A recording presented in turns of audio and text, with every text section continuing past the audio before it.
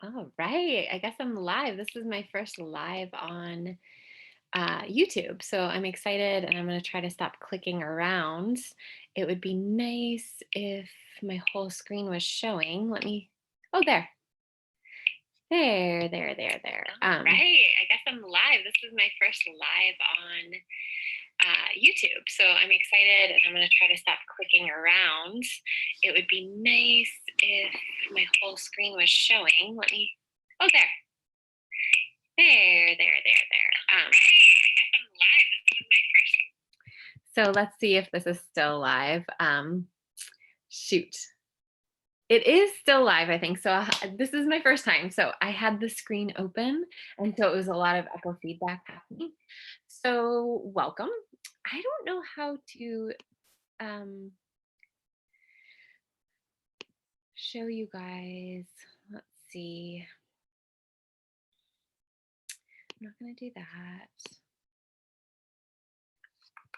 Well, I'm just going to leave it the way it is for this one, but in the future, I would like to be able to show myself. But okay, I just wanted to talk about the astrology. That's what's really important. So today is March 31st. It is the first quarter moon. First quarter moon means that we had that new moon in Aries last week. And as the moon comes around through the signs, when it moves into 11 degrees of Cancer here, and it will be conjunct, not as closely. It'll be within a 10-degree orb of the North Node. It will square the sun. And when the moon squares the sun, we call that the first quarter moon, and it's a conflict. So any squares in astrology is a conflict. And we have this conflict between whatever like intention, mindset we were in the new moon. The first quarter moon in Cancer brings along conflict around nurturing the self, uh, maybe self protection, because Cancer is very self protective. Um, our emotional needs, because the moon is our emotional needs for that protection, for that nurturing. And the moon rules Cancer, so it's very strong, especially for those people who have a lot of water in their chart, especially a lot of Cancer in their chart. They typically feel the Cancer moon time frame stronger than the rest of us. So when the moon is squaring the sun, which is in very um, strong, it's exalted in Aries, the sun is, and so it's fire, the fire of the sun in this very fiery Mars ruled sign, which is about action and moving forward and courage. When we have that, this moon is kind of holding us back a little bit. This moon might be having a harder time communicating effectively what it needs. So this is really the time to dive into self-care and to look at journaling and really staying close to home, which most of us are doing anyway, but this is a day to really kind of sink into that and be okay with that. When the moon is conjunct the North Node, as it happens every month, when it's conjunct that North Node, we're just getting that little extra push towards where collectively we're supposed to be. When the North Node, it's in Cancer until May 5th, and then the North Node moves clockwise, whereas everything else moves counterclockwise in the chart unless it's retrograde. It moves clockwise into Gemini in May 5th. So we have the nodes changing signs very shortly, and I'll make a whole other video on that because it's an 18-month cycle. It's really important to pay attention to, because it's collectively, if you look at the collective, it's where we're being kind of directed to go to and to really kind of be courageous about.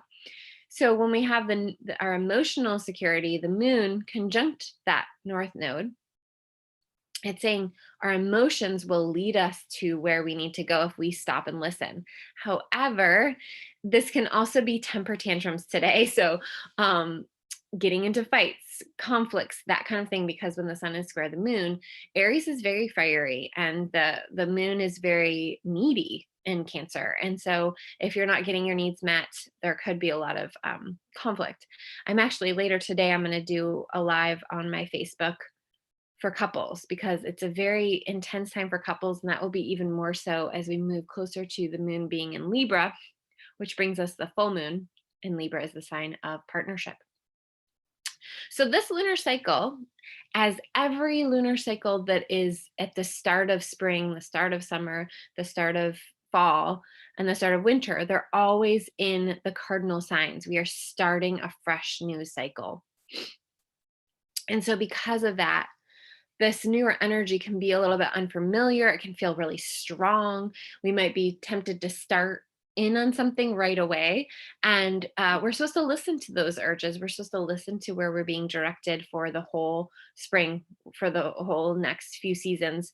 I often say that the springtime is like the seed first sprout. And so you really want to pay attention to how to nurture that plant, how to give it enough water and sunlight and all those things so that it can flourish and create fruit in the summer. The other interesting thing, so that's all like this lunar cycle, very important lunar cycle.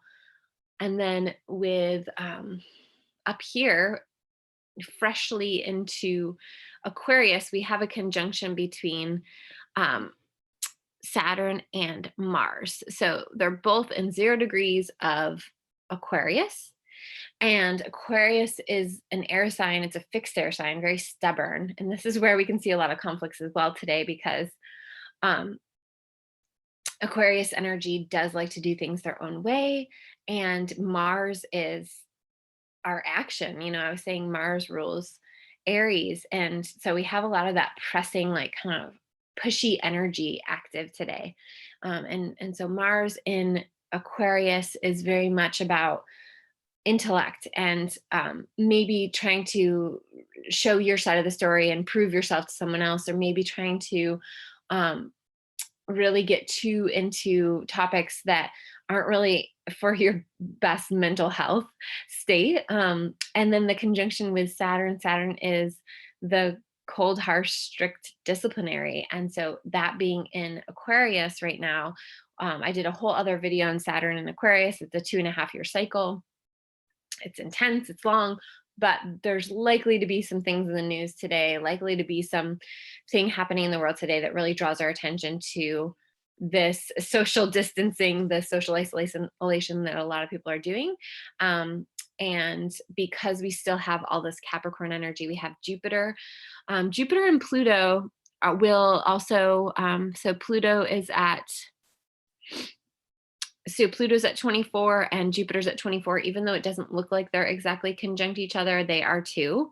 So within a 10-degree orb, we have both Mars and Saturn conjunct each other, and Jupiter and Pluto, along with Pallas Athena, conjunct each other. And so because of that, it's a lot about systems. The difference between Capricorn is like the government or large corporations. It's that kind of that connection between corporate power and government power, and how sometimes they merge. And that's not necessarily a great thing, because it's all around capitalism and money more so than the people. So we have Jupiter expanding on that theme of Pluto unearthing uncomfortable information in our collective society and our government and our corporations. So we have that, right? And also just like showing us how the system isn't working. And then we also have the conjunction between Mars and Saturn, which is about Aquarius is a lot about free thinking and doing things differently, and future goals, and how we want to do things differently, and how we want to have a freer society or free thinking society. And that's very much Aquarius. Saturn is going to make it happen. And sometimes the way it makes it happen is by showing us all the things that aren't working, and really exposing more truths, because Aquarius is the water bearer. If you remember, it's the archetype of pouring the water down for the people, and that water is like the truth serum.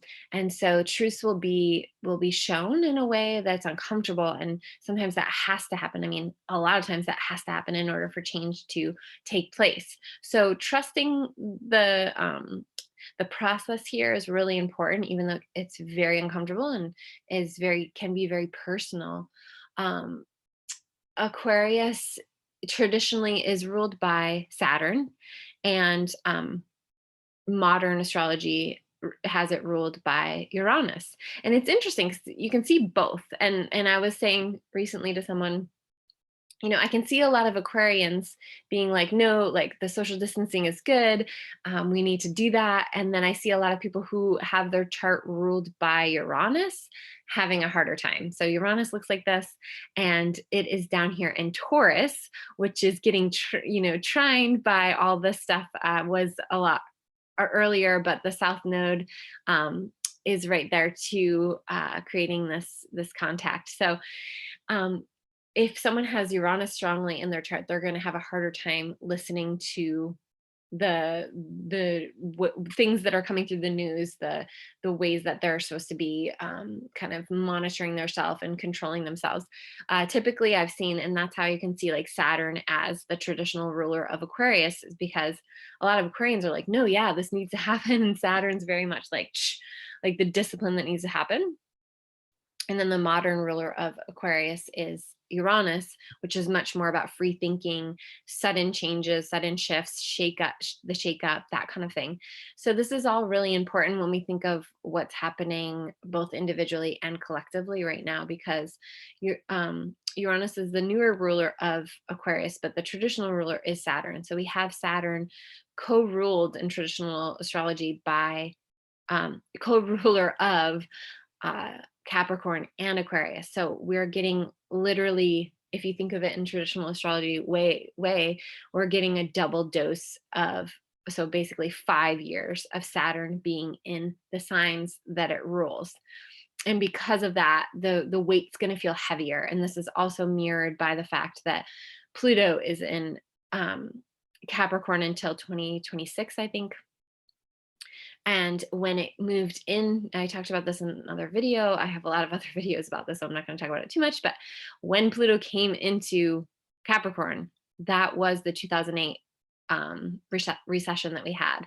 So it won't move out of Capricorn until 2026.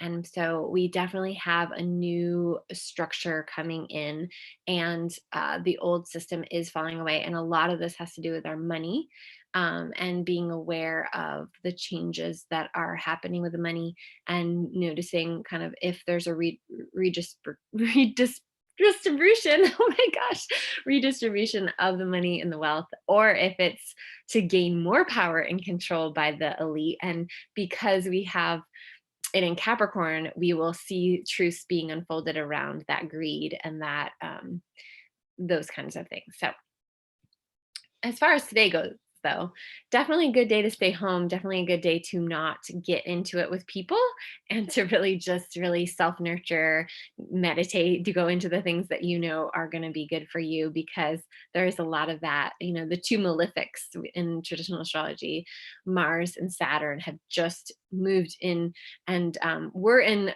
both critical degrees of the last degree and into the going into the first degree of Aquarius. And so when they're in that critical degree, we're going to feel them stronger until it moves off of that. So definitely take good care of yourself, and really notice where you need to have more free thinking in your own mind, and more care for your physical body, because Mars has to do with our physical body and our emotional needs with the moon in Cancer. Thank you guys for listening. If you'd like to schedule a one-on-one reading with me or an intuitive healing session with me, you can do that. And I will try, I think I can add in my link below this to book with me. I hope you have a great day. Thank you.